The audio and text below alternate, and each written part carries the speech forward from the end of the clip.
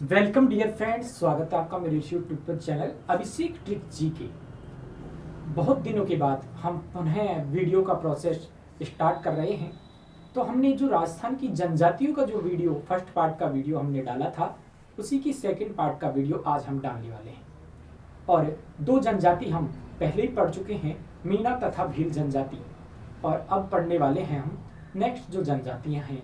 सबसे पहले हम पढ़ेंगे आज सहरिया जनजाति के बारे में, फिर उसके पश्चात हम पढ़ेंगे गरासिया जनजाति के बारे में। तो आइए स्टार्ट करते हैं। सबसे पहले सहरिया जनजाति के लिए, जो सहरिया जनजाति है ना, उससे संबंध हम स्टार्ट कर लेते हैं। आइए सबसे पहले लिखते हैं यहाँ पे हम सहरिया जनजाति। अब इससे संबंधित प्रमुख प्रश्न देख लेते हैं।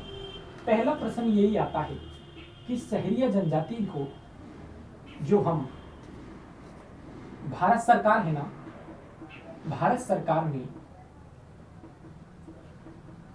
किस जनजाति को आदिम जनजाति घोषित कर रखा है? आदिम जनजाति किस जनजाति को भारत सरकार ने घोषित कर रखा है? वह कौन सी जनजाति है?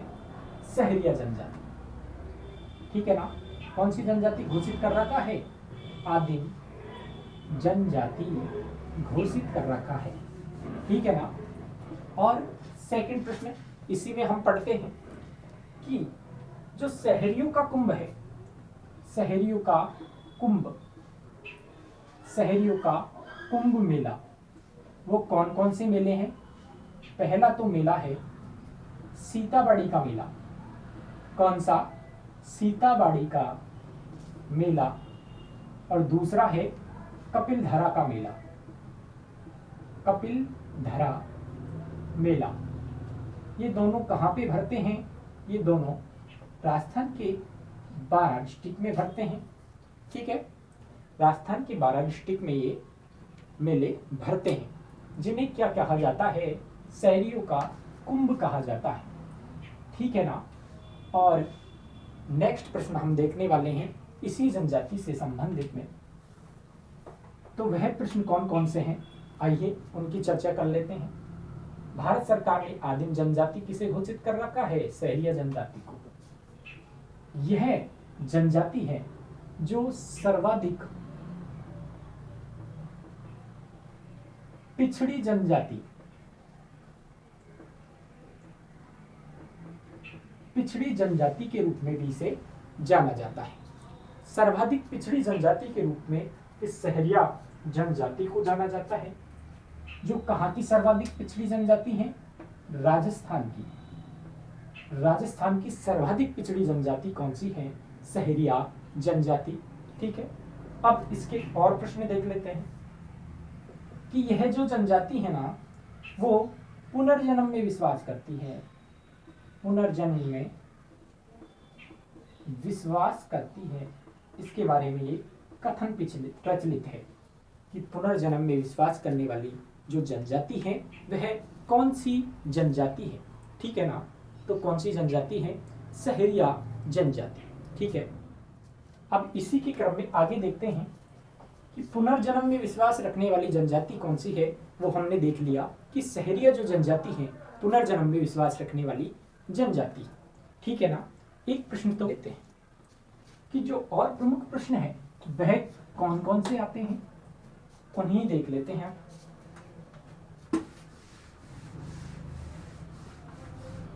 जो सहरिया जनजाति है उनकी कुल देवी,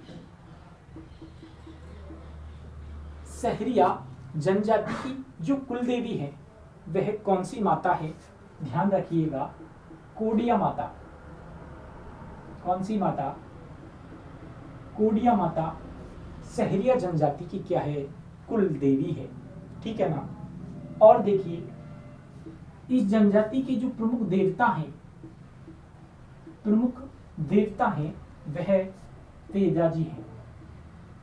कौन से हैं? तेजाजी महाराज का हमने नाम सभी ने सुना है। तेजाजी महाराज हैं जो इनके क्या हैं? प्रमुख देवता हैं। और इन सहरिया जनजाति का जो गुरु है, ये अपना गुरु किसे मानते हैं? वाल्मीकि को। महर्षि वाल्मीकि जिन्हें है अपना क्या मानते हैं? गुरु मानते हैं। ठीक है ना।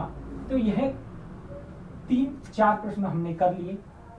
भारत सरकार ने आदिम जनजाति से घोषित कर रखा है राजस्थान की सर्वाधिक पिछड़ी जनजाति ये सहरिया जनजाति है। ठीक है। प्रसिद्ध इसके मेले देख लिए, इनके कुंभ देख लिए। सहरियों का कुंभ सीताबाड़ी मेला को कहा जाता है, जो कि 12 डिस्ट्रिक्ट में भरता है। और कपिलधरा का मेला कहाँ भरता है? 12 डिस्ट्रिक्ट में।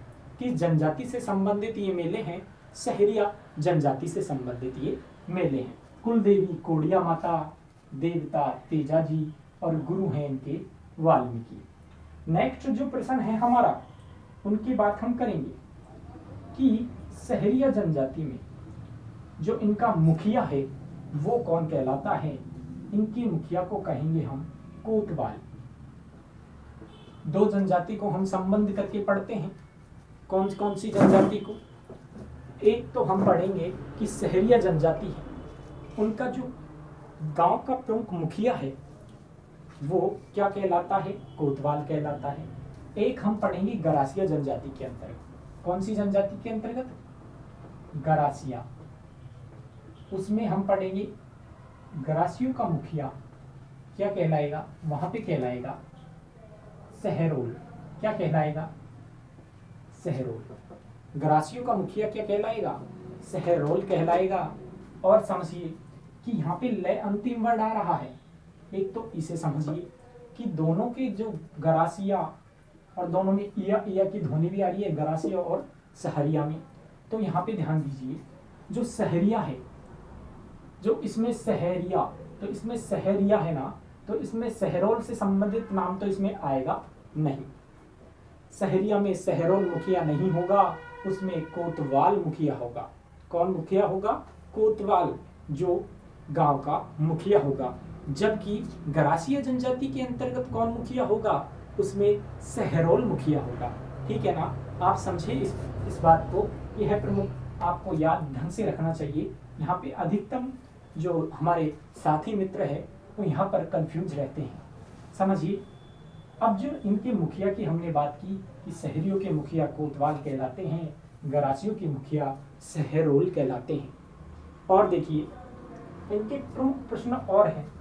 एक है कि सहरियों का जो साका है, सहरियों का साका क्या कहलाता है?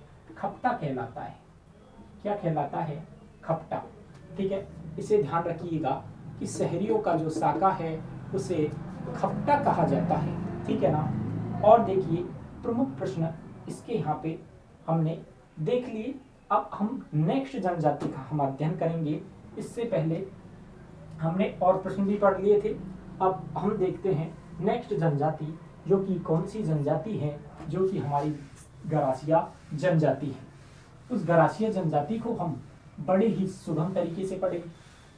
कहाँ पर वह अधिकतम पाई जाती है, कहाँ पर न्यूनतम पाई जाती है, कौन सी उनकी प्रमुख प्रथाएं हैं, और जो गरासिया जनजाति है उनके प्रमुख मेले कौन से हैं, इनके बारे में हम पढ़ेंगे। तो आइए सबसे पहले हम पढ़ते हैं अब गरासिया जनजाति के बारे में। कौन सी जनजाति के बारे में? गरासिया जनजाति के बारे में। क्या है? गरासिया जनजाति है जो सर्वाधिक कहां पे पाई जाती है? माउंट आबू, सिरोही में। माउंट आबू सिरोही में पाई जाती है। न्यूनतम धौकस, फिर क्या है? धौकस, धौलपुर, करौली, सवाई माधोपुर,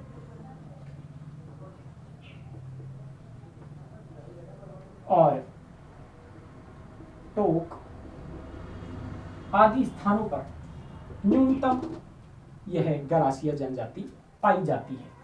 ठीक है ना। ये तो ऑप्शंस के आधार पर आपको देखना है कि न्यूनतम क्या है। अधिकतम का ही प्रश्न ज्यादातर एग्जाम में पूछा गया है। और अब इस गरासिया जनजाति से संबंधित अन्य प्रमुख प्रश्नों का हम अध्ययन कर लेते हैं। इनके बारे में जो प्रचलित कहावतें हैं उनसे संबंध करके इनको पढ़ेंगे।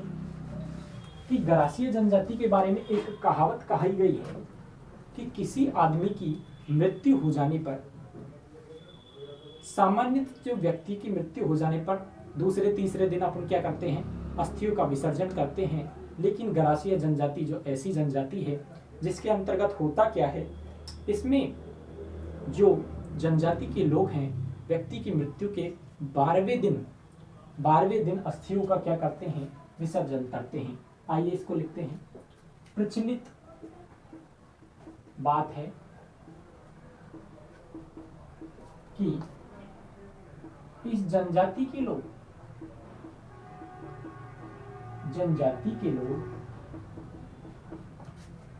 व्यक्ति की मृत्यु हो जाने पर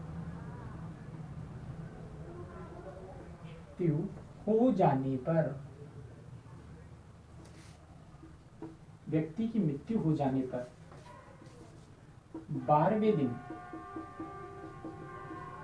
अस्थियों का क्या करते हैं, विसर्जन करते हैं। ये इसके बारे में एक प्रचलित बात हो गई। ठीक है ना। यह इसके बारे में क्या हो गई, एक प्रचलित बात हो गई। ठीक है ना। एक तो यह बात हो गई। और हम बात करते हैं इसके संबंध में और भी विभिन्न प्रश्न हैं जिनका हम आगे इसी प्रकार अध्ययन करते जाएंगे। इस जनजाति के लोग व्यक्ति की मृत्यु हो जाने पर 12वें दिन अस्थियों का क्या करते हैं, विसर्जन करते हैं। कौन सी जनजाति से संबंधित है ये, गरासिया जनजाति से संबंधित है। एक बात और है कि इस जनजाति में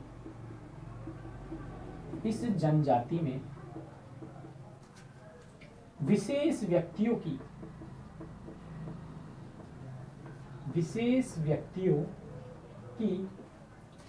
मृत्यु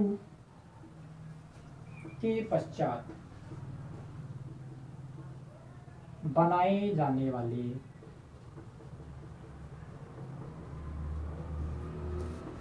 स्मारक कहलाते हैं। प्रश्न यह है, स्मारक क्या कहलाते हैं। स्मारक क्या कहलाते हैं, इंपॉर्टेंट प्रश्न है ये भी। कि इस जनजाति में विशेष व्यक्तियों की मृत्यु के पश्चात जो बनाए जाने वाले स्मारक है उन्हें क्या कहते हैं, हुर्रे। कई बार आपको एग्जाम में हुर्रे हुर्रे लिखा मिलेगा। ठीक है। तो हुर्रे हुर्रे का संबंध किस जनजाति से है, या हुर्रे हैं वो क्या कहलाते हैं, मृत्यु के पश्चात बनाए जाने वाले स्मारक कहलाते हैं जिनका संबंध सीधा सीधा गरासिया जनजाति से है। ठीक है ना। और प्रमुख प्रश्न इस जनजाति के अंतर्गत हम देखते हैं। हमने जब पिछली सहरिया जनजाति पढ़ी थी तो उसका मुखिया देखा था, वो कौन था, याद रखिए। सहरिया का सहरोल नहीं होगा, उनका कोतवाल होगा। क्या होगा, कोतवाल। इनके मुखिया को क्या बोलते हैं, जो गरासियों का मुखिया है, इनका मुखिया कौन होगा, इनका मुखिया होगा सहरोल। सहरियाओं का मुखिया कौन होगा, मुखिया, इनका मुखिया होगा कोतवाल। ठीक है ना। और देखिए इसमें एक प्रश्न और प्रमुखता आता है कि घोड़ा बावजी का संबंध किस जनजाति से है।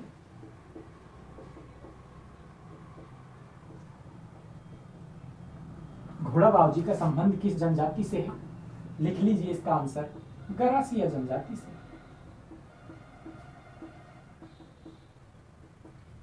गरासिया जनजाति से इन घोड़ा बावजी का संबंध है। और भी इसमें प्रमुख प्रश्न बनते हैं, उनको हम देखते हैं। जो ग्राम की इकाइयां हैं, जो गांव हैं, उन्हें इस जनजाति के अंतर्गत क्या बोलते हैं? गांव। जो गरासिया जनजाति से संबंधित गांव हैं, ठीक है, उनको क्या बोलते हैं? उनको इनके क्षेत्र में बोलते हैं फालिया। क्या बोला जाता है? फालिया। ठीक है, क्या बोला जाता है? फालिया बोला जाता है। गरासिया जनजाति के संबंधित गांव हैं, वो फालिया कहलाते हैं। और प्रमुख प्रश्नों का हम अध्ययन करेंगे, तो आइए प्रमुख प्रश्न और देखते हैं। गरासिया जनजाति का आदर्श पक्षी, हमारा राष्ट्रीय पक्षी मोर है, और गरासिया जनजाति का आदर्श पक्षी कौन है? मोर है। गरासिया जनजाति का आदर्श पक्षी कौन है? मोर है, पीकॉक है। ठीक है ना। और प्रमुख प्रश्न देखते हैं, और प्रमुख प्रश्न हम इसके अंतर्गत देखते हैं। हमने ये प्रश्न देखा था कि घोड़ा बावजी का जो संबंध है किस जनजाति से है? इसमें आएगा गरासिया जनजाति। एक प्रश्न यह भी आता है कि हारी भारी कृषि या हारी भावी कृषि का संबंध किस जनजाति से है? हारी भारी या हारी भावी कृषि का संबंध किस जनजाति से? आप समझ गए कि गरासिया जनजाति से हारी भारी कृषि का संबंध है। घोड़ा बावजी का संबंध गरासिया जनजाति से है। इनका मुखिया सहरोल कहलाता है, सहरियाओं का मुखिया कोतवाल कहलाता है। उसको बार बार हम आपको इसलिए रिपीट कर रहे हैं ताकि आप कंफ्यूजन में ना रहे। आगे और देखिए, इनके आदर्श पक्षी के बारे में हमने देख लिया कि आदर्श पक्षी इनका कौन है? मोर है। और देखिए कि हम इसमें और प्रमुख प्रश्न देख लेते हैं कि इस जनजाति की जो प्रमुख प्रथाएं हैं वह कौन कौन सी हैं? पहली प्रथा पलायन विवाह या आटा साटा विवाह।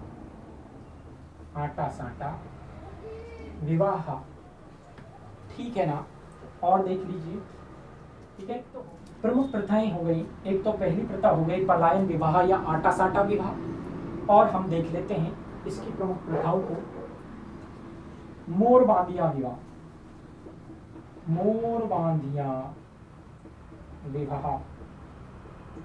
ठीक है ना। एक है पहरावना विवाह। एक कौन सी है? पहरावना विवाह। तीन तरीके की हमने देख ली। और पहरावना, और एक है ताड़ना। क्या है? ताड़ना विवाह। यह प्रमुख बातें होती हैं। एक होती है पलायन विवाह। पलायन अर्थात भाग जाना। भागकर जो विवाह करते हैं वो विवाह कौन करते हैं? दो प्रेमी भागकर विवाह करते हैं। तो इसमें एक प्रश्न और यहाँ से बन गया। क्या प्रश्न बन गया? उस प्रश्न को ही हम लिख लेते हैं। इंपॉर्टेंट प्रश्न है भाई साहब, गारंटी देता हूं किसी ना किसी एग्जाम में जरूर आए। सर्वाधिक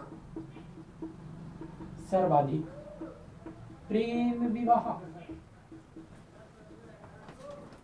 किस जनजाति के अंतर्गत प्रचलित है? जनजाति के अंतर्गत प्रचलित है। कौन सी जनजाति है वो? गरासिया जनजाति है, जिसके अंतर्गत सर्वाधिक प्रेम विवाह प्रचलित है। तो यह हमारे सेकंड पार्ट की वीडियो कंप्लीट हुई। तो हम नेक्स्ट पार्ट की वीडियो के अंतर्गत अन्य जो कथोड़ी और कंजर जनजाति है उनको पढ़ेंगे। ठीक है, धन्यवाद। और ज़्यादा से ज़्यादा इस वीडियो को शेयर करें ताकि नेक्स्ट पार्ट की वीडियो भी हम बनाने के लिए उत्साहित रहें। तो धन्यवाद सभी को। लाइक करें और शेयर करें।